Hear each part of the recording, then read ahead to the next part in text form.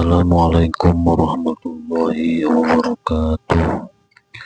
Bismillah, alhamdulillah, wassalatu wassalamu ala rasulillah, amma ba'du. Ngelajengkeun kana cariosan anu katunda masih nyarioskeun asmana Gusti Allah, sifatna Gusti Allah. Ayeuna bade nyarioskeun gelarna Gusti Allah anu ka-88. Gelar Gusti Allah anu ka-88 Al-Ghani. Al-Ghani artosna Allah Subhanahu wa taala dat anu maha beunghar.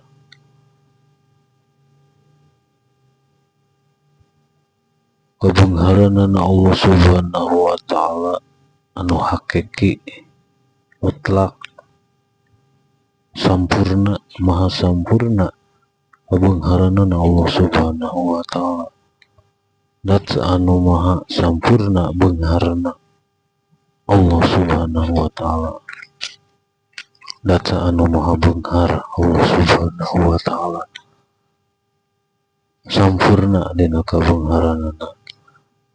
Sok sanaos Allah Subhanahu wa taala ngajamu sakabeh makhluk anu aya di alam dunya nepi ka akhir zaman, nepi ka rugi alam dunya, eta sadayana moal ngirangan kana kabeungharanna Allah Subhanahu wa taala. Dilajengkeun Allah Subhanahu wa taala ngajamu makhluk anu aya di surga salalawasna teu aya tungtungna, tapi eta sadayana moal ngirangan kana kabeungharanna Allah Subhanahu wa taala. Sampurna na kabeungharanna Allah Subhanahu wa taala benten sareng makhluk. Makhluk mah misalna pengusaha, pedagang, sukses, beunghar caritana. Tapi anggar ngabutuhkeun ka pembeli, ngabutuhkeun kana produksi. Nah, kitu jelema. Tapi Allah Subhanahu wa taala teu ngabutuhkeun ka pembeli, teu ngabutuhkeun kana produksi. Da Allah anu ngagaduhan sagala rupana. Jadi beunghar sagala rupana Allah Subhanahu wa taala. Bahkan Allah Subhanahu wa taala pembeli anu hakiki, pemborong anu salares-laresna Allah Subhanahu wa taala. Allah Subhanahu wa taala bakal ngaworong kana naon-naon amaliyah thaibah ibadah anu janten makhlukna sekecil apapun eta anu dilaksanakeun ku nu janten makhlukna, terutama teh kaum muslimin muslimat, mukminin mukminat, hiji kasayan ku Gusti Allah dibales anu manglipat-lipat ganda, bakal didahirkeun ganjaranana. Saur keterangan anu ngucapkeun subhanallah walhamdulillah wala ilaha illallah wallahu akbar wala haula wala quwata illa billahil aliyil azim. Anu ngucapkeun eta tasbih anu eta lamun didahirkeun ganjaranana di ieu alam dunya moal mahi dan pinuh alam dunya ieu ku ganjaran hiji maca tasbih. Cokot we sakabeh makhluk anu aya di alam dunya dina jarak samenit maca tasbih kabeh.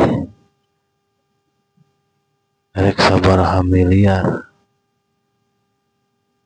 tasbih anu kaluar ti sakabeh makhluk, terus dijantenkeun ganjaranana anu melebihi ieu alam dunya, berarti miliaran alam dunya. Harta anu dipaparinkeun ku Allah Subhanahu wa taala pikeun mayar kalimat-kalimat anu diucapkeun ku nu janten makhlukna, ku nu janten hambana. Tina samenit maca tasbih terus teu mimiti, misalna teu mimiti kubrag, teu mimiti diayakeun diciptakeun di alam dunia terus dieusian makhluk terus makhlukna kabeh aribadah ka Allah Subhanahu wa taala ku Gusti Allah teras dibayar eta kabeh moal ngirangan kana kabeungharanana Allah Subhanahu wa taala. Atawa sabalikna makhluk anu aya di alam dunia ti kalangan jin jeung manusia kabeh eueuh nu ibadah ka Gusti Allah. Rugi moal Gusti Allah, moal rugi. Nu rugi mah makhluk. Maha beunghar sampurna Allah Subhanahu wa taala dina kabeungharanana.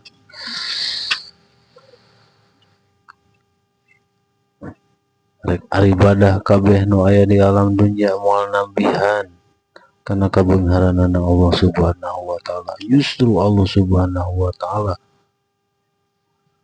anu janten pemborong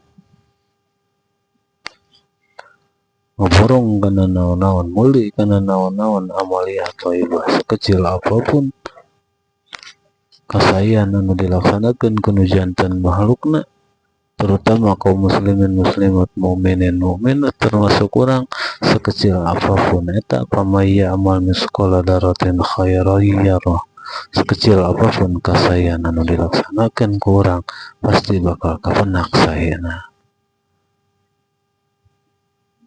kabeh urang teh mimiti lahir nepi ka maot ceuk basana seueur amal-amalan urang teh nya tangtos ku Gusti Allah bakal didohirkeun ganjaran cokot sakabeh makhluk nu aya di alam dunia teh mimiti Kangjeng Nabi Adam nepi ka kubrak na kiamah terus teh mimiti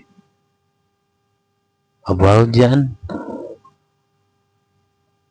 sebut abaljan teh bapa anak biangna sakabeh jin nepi ka akhir zaman aribadah kabeh ka Allah Subhanahu wa taala pasti ku Gusti Allah